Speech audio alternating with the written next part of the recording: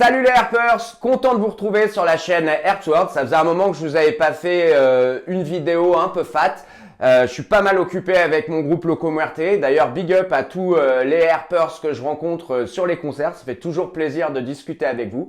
Et donc là, on est de retour.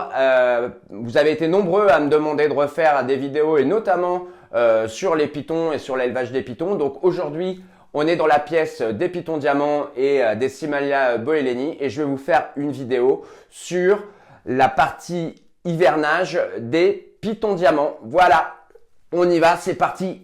Yeah! Alors pour commencer, on va tout simplement parler un petit peu de cette espèce très particulière de python australien, Morelia spilota, le python diamant. Donc il est endémique de l'Australie, comme vous le savez. Il vit au sud-est de l'Australie, autour de Sydney, une région où il y a réellement 4 saisons. C'est ça qui est très particulier chez cette espèce, parce que c'est très rare dans le monde des pythons. Il n'y a que 2 autres espèces qui sont soumises à 4 saisons avec un véritable hiver. Donc il y a aussi Morelia spilota metcalfei et Morelia imbricata, qui était avant une sous-espèce de spilota aussi. Donc, on va se concentrer sur les Morelia spilota. Et pour faire des recherches sur cette espèce, je me suis appuyé comme toujours, et je vous donnerai d'ailleurs des petits conseils là-dessus à la fin de la vidéo pour comment bien faire votre enquête sur une espèce pour développer votre programme d'élevage. Je me suis appuyé sur de la littérature sérieuse, évidemment sur des échanges avec d'autres éleveurs et sur mon expérience personnelle, sur mes échecs, mes réussites, voilà, pour à chaque fois ajuster les choses. Donc ça fait quelques années que je travaille sur cette espèce et l'année dernière j'ai réussi à avoir une reproduction, j'étais super content. Donc on va reprendre ça point par point et je vous donnerai aussi tout mon programme sur mon planning de température, d'éclairage, etc., de nourrissage sur une saison complète. Comme ça, vous aurez toute la saison, même si là, on va plutôt se focaliser sur la partie hivernage et les passages entre la période d'activité et la période de repos.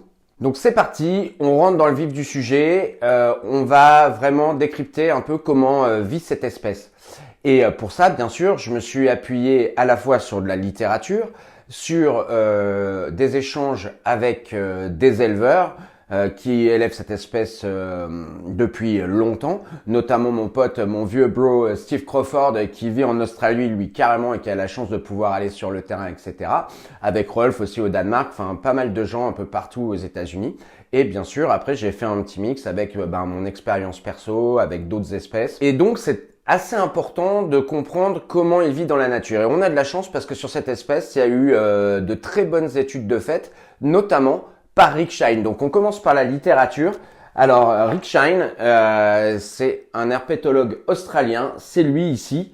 Et on le voit devant un beau amas de python diamant, hein, justement avec une antenne à la main. Et pourquoi il a cette antenne? Parce qu'il fait des études de télémétrie. Ça a été le premier dans les années 80 à faire une étude sur le terrain télémétrée sur une espèce de python.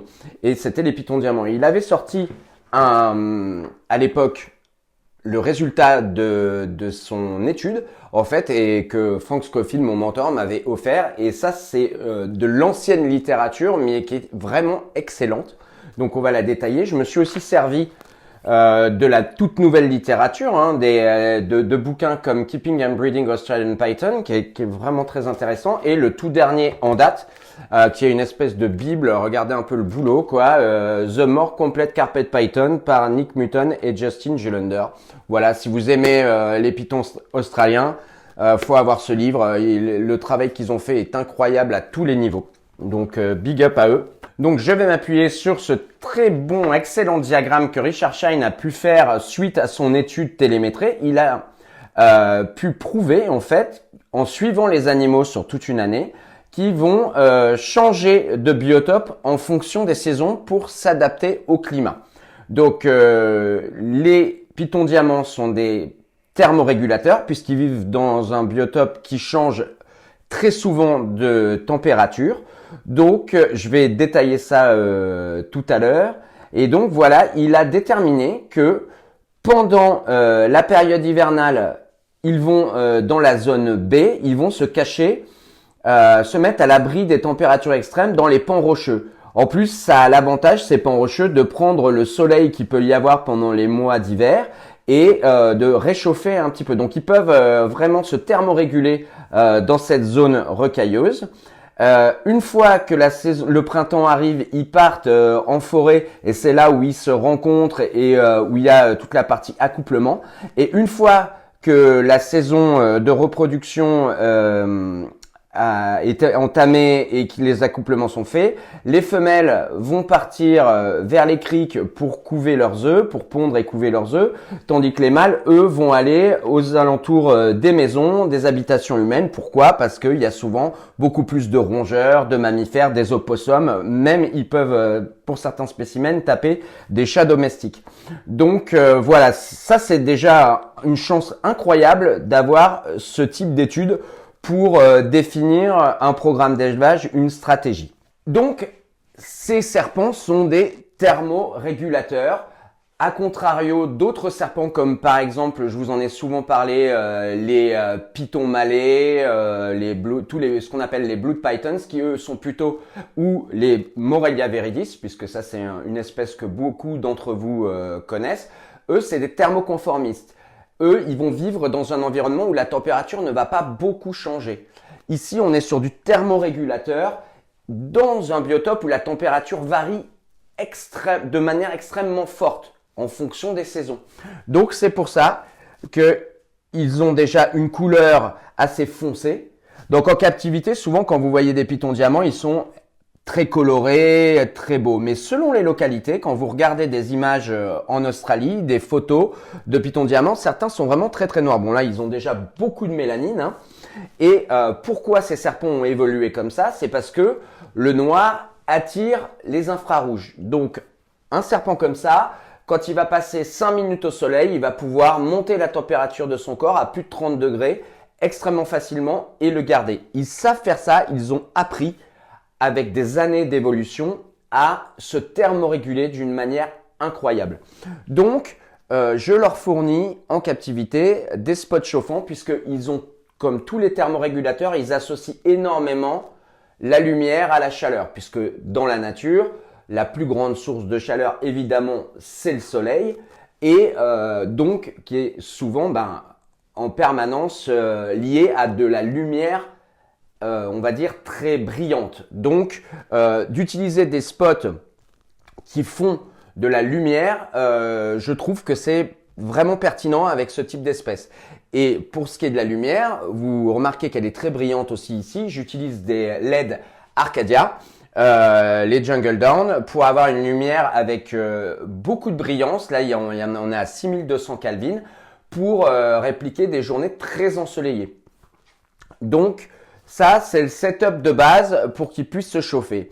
Et ensuite, je vais jouer sur la durée d'éclairage et de chauffage pour varier de la saison de haute activité à la saison de faible activité. Une erreur qui a souvent été commise par les gens à l'époque qui essayaient de reproduire des pitons diamants et de reproduire cette période hivernale, c'était de les faire hiberner comme des colubridés nord-américains, c'est-à-dire de les mettre sans chauffage à des températures très basses, mais sans aucun chauffage, des fois même dans des boîtes, etc. Et ça ne leur convient pas du tout. Ça marche très bien avec les colubridés nord-américains, puisque eux, ils vont vraiment se mettre en dormance totale, en hibernation totale, un peu comme nos tortues ici en France. C'est pas du tout le cas des pitons diamants. Pendant l'hiver, comme vous l'avez vu, ils sont dans des pans rocheux. Dès qu'il y a le moindre rayon de soleil, parce qu'en hiver, on peut avoir des journées ensoleillées, ils vont sortir et ils vont prendre de la chaleur. Et évidemment, qu'est-ce qui se passe quand un reptile prend de la chaleur? Vous le savez, ils sont ectothermes. Donc, ils vont augmenter leur métabolisme, leur défense immunitaire, juste ce qu'il faut pour ne pas tomber malade. Et c'est exactement ce qu'il leur faut en captivité. Donc, c'est pour ça que c'est très important, je vais le détailler, que les pitons diamants aient un moment pour pouvoir se chauffer tous les jours, même pendant la période d'hiver. Je vais détailler le programme avec le nombre d'heures quand je vous montrerai le tableau annuel. Donc voilà, là on est en hiver, il fait froid dans la pièce. Dans cette pièce ici, il fait en général entre 10 et 15 la nuit il fait la journée à peu près 20 degrés. Pendant l'hiver, des fois moins. C'est des animaux qui peuvent supporter des baisses de température super importantes. Mais pour ça, il faut les préparer. Donc, je vais vous expliquer ce que je fais avant de les rentrer dans la période hivernale. Alors, comment préparer les terrariums et les animaux pour la période hivernale? Donc, à partir du mois d'octobre, bien sûr, j'arrête de nourrir les animaux puisqu'il va falloir que leur voie digestive soit complètement vidée. Donc, on laisse les températures et le nombre d'heures de chauffage exactement le même, mais par contre, je donne plus à manger. Et je vais bien les abreuver pour bien les hydrater. Donc, vous voyez, j'utilise toujours les mêmes petits bacs d'eau pour pouvoir les changer très régulièrement parce que c'est des animaux qui ont besoin de boire régulièrement. Moi, j'ai cette technique-là pour à peu près toutes les espèces. En fait, je préfère donner une petite quantité d'eau qui reste toujours propre et la changer très régulièrement plutôt de leur mettre une grande bassine d'eau ou quoi que ce soit. Mais en plus de ça, ces animaux-là n'aiment pas du tout l'humidité. Donc, vous n'avez pas besoin de vous prendre la tête avec des histoires d'hygrométrie ou quoi que ce soit. Donc, un bon bac d'eau, je leur donne à boire très régulièrement et ils ont deux cachettes, une qui est vraiment au point chaud et l'autre qui est un petit peu de l'autre côté, donc qui est en fibre. Mais celle qui est au point chaud, elle est très importante et elle est spécifiquement adaptée dans le sens où elle est en terre cuite. C'est un pot en terre cuite. Pourquoi? Parce que lui, il va retenir la température beaucoup plus que des matières plastiques. Donc en fait, ça va leur faire une retraite. C'est pas pour rien qu'ils vont dans des pans rocheux, puisque tout ce qui est roche retient beaucoup plus la chaleur. Et en fait, ils savent se thermoréguler grâce à la fois à leur environnement. Donc, ils vont trouver des cachettes comme ça qui sont vraiment adaptées pour conserver la chaleur. Et aussi, ils vont réduire leur surface. Ils vont se lever très serrés pour réduire la surface de déperdition de chaleur. Et ils sont capables comme ça, après quelques heures de chauffe, de monter leur corps à 30 degrés et de le conserver pendant des heures, même si la température baisse vraiment. C'est ça leur point fort au Python diamant. Ils sont capables de faire ça. C'est des véritables batteries, comme la plupart des reptiles, bien sûr. Mais eux, ils sont vraiment adaptés à ça, à des grosses baisses de température et ils peuvent garder leur corps chaud pendant très longtemps et leur température corporelle va descendre très progressivement. Donc, c'est comme ça qu'ils arrivent à supporter ces longues périodes de baisse. Mais pour ça, il faut qu'ils aient vraiment plus rien dans les voies digestives pour pas risquer d'incidents au niveau de la digestion. Donc, j'arrête de les nourrir et pendant un mois, ils vont rien manger avant que je descende les températures. Donc, une fois qu'ils sont prêts, pendant la période hivernale, je vais jouer sur la durée d'éclairage et de chauffage. En règle générale, pendant toute la partie hivernale, je n'éclaire que 6 heures par jour. Je commence vers 10 heures du matin parce que il y a de la fenêtre, il y a une fenêtre dans ma pièce d'élevage, donc ils ont la lumière du jour qui arrive et la lumière très brillante des LED prend le relais.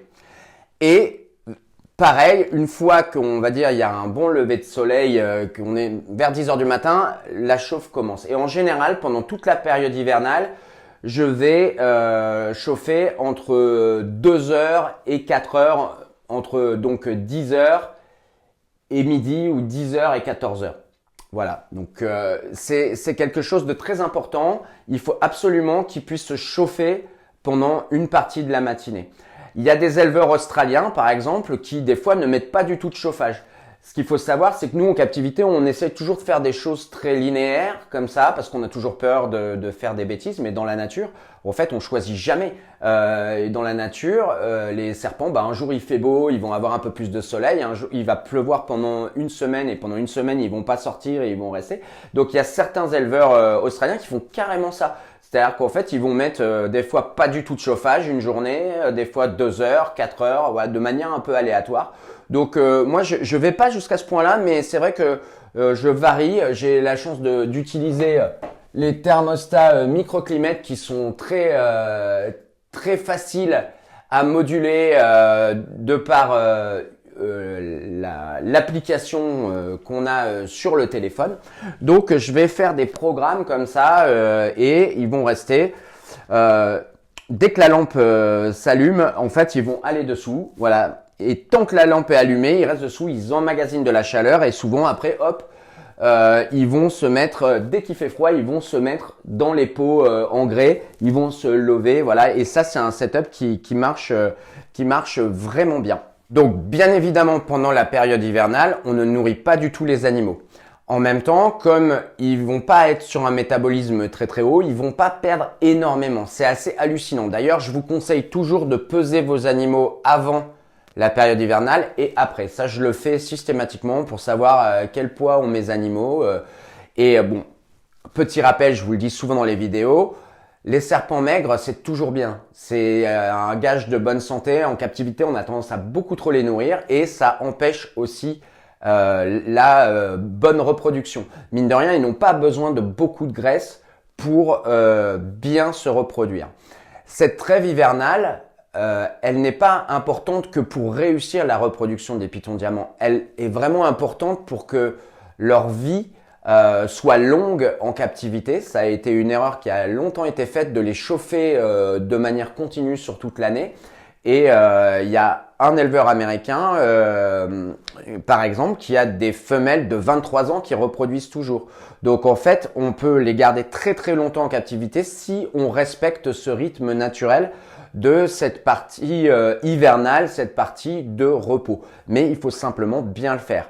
Donc pendant la partie hivernale, pas de nourriture, de l'eau en permanence et essayer de baisser les températures au maximum la nuit. Donc moi je vous l'ai dit, je baisse entre 10 et 15 en fonction de ce qu'il fait dehors, hein, puisque c'est pas toujours évident. On n'a pas eu un hiver très froid, mais je sais que par exemple en Australie, mon pote Steve Crawford, lui, il descend jusqu'à 6 degrés.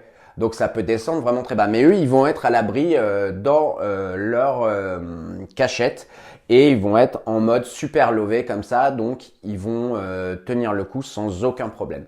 Autre chose importante pendant la période hivernale, effectivement, quand les animaux sont à des températures plus basses comme ça, pendant cette période, ils vont être un petit peu plus sensibles en termes de défense immunitaire. Donc, il faut vraiment que tout se passe bien. C'est pour ça que, même si aujourd'hui, je suis dans des pièces d'élevage où j'ai assez peu de passages, j'ai tellement eu l'habitude à l'époque d'avoir des acariens, du fait qu'il y avait souvent un flot d'animaux dans nos pièces d'élevage, etc.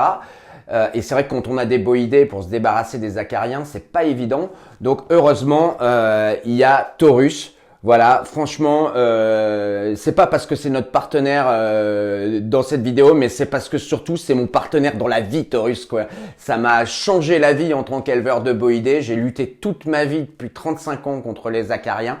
On peut en ramener de partout, vous connaissez le problème et c'est particulièrement problématique quand les animaux sont dans des périodes sensibles comme des périodes d'hivernage, des femelles qui sont gravides, etc. Donc systématiquement, même si maintenant j'ai plus trop de problèmes grâce à Taurus, j'ai réussi à éradiquer les acariens dans ma pièce parce que j'en mets systématiquement. Et en plus, les choses sont limitées parce que j'ai très peu de passages. Mais à chaque fois, chaque année, quand je prépare mes animaux pour l'hiver, je refais complètement les terrariums. Et évidemment, je remets du Taurus. Donc de manière assez importante. Et surtout, je mélange bien avec le substrat. Voilà, puisque après, le substrat, je vais le garder. Je vais faire du spot cleaning parce que le substrat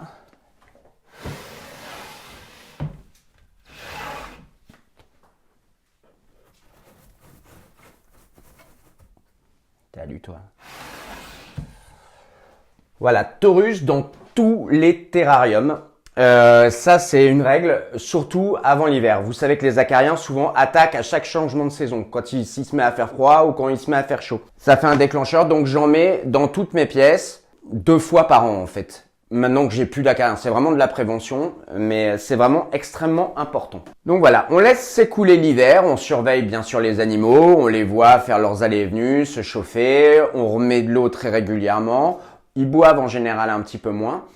Et bien sûr, on arrive à la période du printemps, donc on va pouvoir introduire les mâles Python Diamant avec les femelles avant de commencer à renourrir. Donc, point très important, quand vous allez renourrir un animal qui est resté pendant des mois comme ça sans manger, c'est très important de redémarrer avec de la petite proie. Donc, les Python Diamant sont des animaux qui sont capables de manger en période haute, pendant la période d'activité, des proies vraiment très grosses. Dans la nature, ils mangent même des chats domestiques, des opossums, enfin des choses vraiment quand même assez fat. Et d'ailleurs, c'est plutôt une bonne chose puisque en fait, dans cette période-là, ils ont besoin de prendre un maximum de protéines et de fabriquer un maximum de serpents.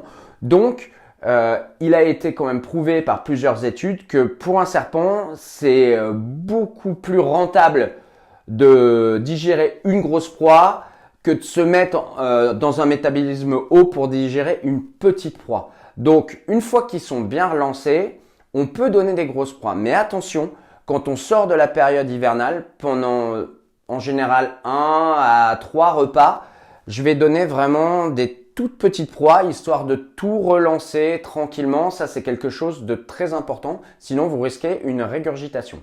Alors, maintenant que je vous ai expliqué un peu en détail toutes les précautions à prendre pour la période hivernale, on va revenir sur l'ensemble de l'année avec un planning que je vous ai fait de mois en mois. On va commencer par le mois d'octobre. Donc là, je vous ai mis évidemment les 12 mois de l'année. Alors faites attention si vous lisez des livres écrits par des Australiens. Eux, ils sont dans l'hémisphère sud. Donc en fait, il y a 6 mois de décalage. Donc là, je vous ai mis les mois par rapport aux périodes de l'année qui correspondent à l'hémisphère nord. C'est une chose à prendre en compte quand vous lisez des livres écrits par des Australiens. C'est un détail, mais il a son importance. Donc voilà, on va partir du point où je vous ai dit attention, on commence la période hivernale en octobre, au début de la vidéo. Donc octobre, dernier repas pour nettoyer les voies digestives. On arrête de nourrir. On a toujours 12 heures d'éclairage et 4 à 6 heures de spot chauffant. Novembre, plus de nourriture. Et là, je descends drastiquement l'éclairage. Ça, c'est un tips aussi qui est hyper important. Souvent, en captivité, on a tendance à vouloir faire des choses beaucoup trop, on va dire, progressives. Alors que dans la nature, une fois de plus, je vous le dis, des fois, c'est violent. Vous le voyez ici, un jour, il fait 25, le lendemain, il fait 15. Donc, moi, je sais que j'aime bien utiliser des stimuli, notamment au niveau de l'éclairage où c'est moins dangereux que la température.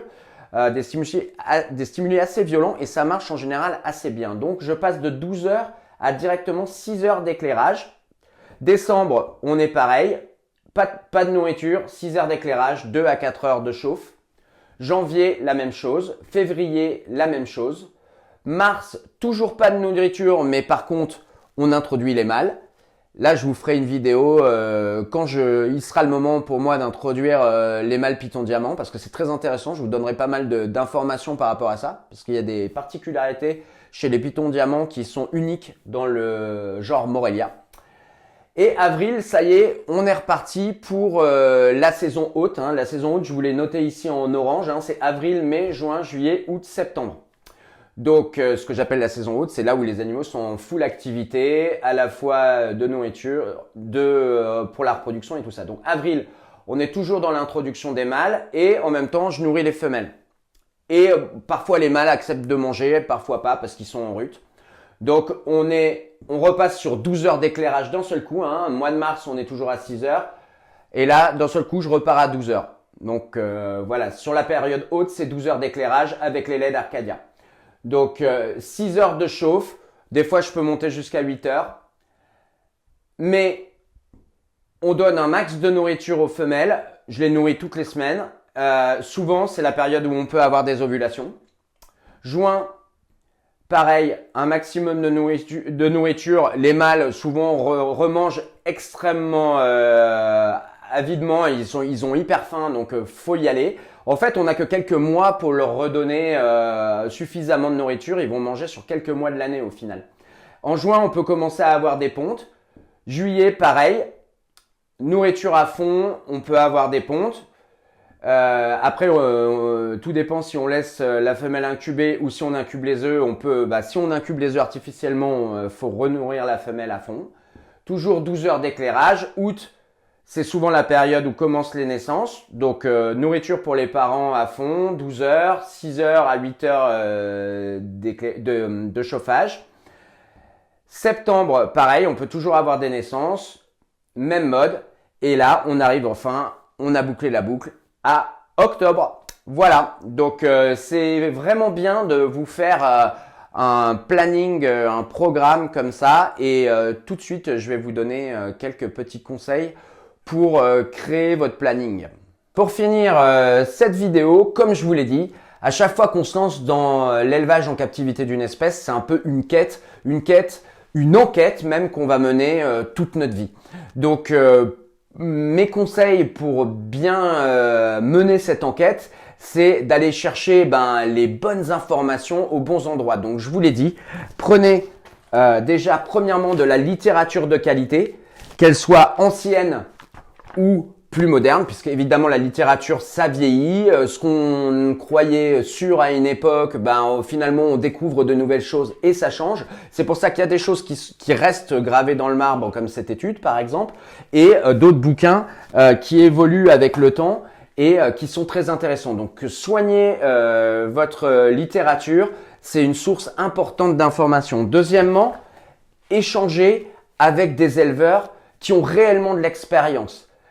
Des gens qui élèvent depuis des années cette espèce-là et qui sont des passionnés qui vont échanger avec vous. Voilà, j'ai la chance d'en connaître plein avec toutes ces années entre passionnés de reptiles et c'est vraiment toujours génial de passer des heures à discuter. Qu'est-ce que tu as fait? Et voilà, on se raconte nos échecs et on se raconte nos réussites, mais on apprend toujours plus dans l'échec. C'est triste, mais c'est comme ça dans la vie.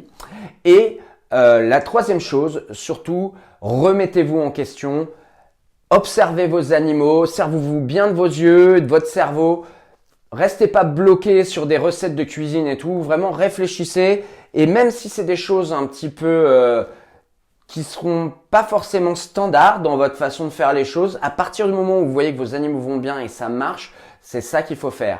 C'est vraiment important d'avoir aussi votre propre feeling parce que votre pièce d'élevage, c'est votre pièce d'élevage. Voilà, elle sera différente de la mienne, d'un gars qui habite en Floride ou d'un gars qui habite en Australie et qui élève ses pitons à l'extérieur.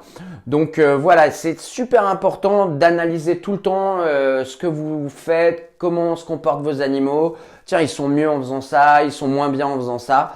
Donc voilà, restez toujours dans l'ouverture d'esprit, remettez-vous tout le temps en question. Hein, c'est une quête et c'est une enquête qu'on va faire toute notre vie et c'est ça qui est hyper passionnant. Donc pour finir, je voudrais remercier chaudement mes partenaires pour cette vidéo qui sont Taurus. Big up à Damien qui m'accompagne depuis des années et vraiment merci, tu m'as sauvé la vie. Grâce à toi, je n'ai plus d'acarien. Et toute l'équipe des Terra Delta qui aujourd'hui distribue AirTech. Voilà, big up les gars, merci pour le soutien et on se retrouve très bientôt pour de nouvelles vidéos. Peut-être sur ma quête de la reproduction des Simalia boeleni. Ça fait déjà 12 ans et pour l'instant, j'ai eu qu'une ponte et pas de jeune. Mais je sais pas, cette année, je le sens bien, il s'est passé pas mal de choses. Donc, je vous ferai une vidéo là-dessus. Allez, sur ce les herpers, je vous dis à très bientôt. Merci pour le support. Tchuss, éclatez-vous bien.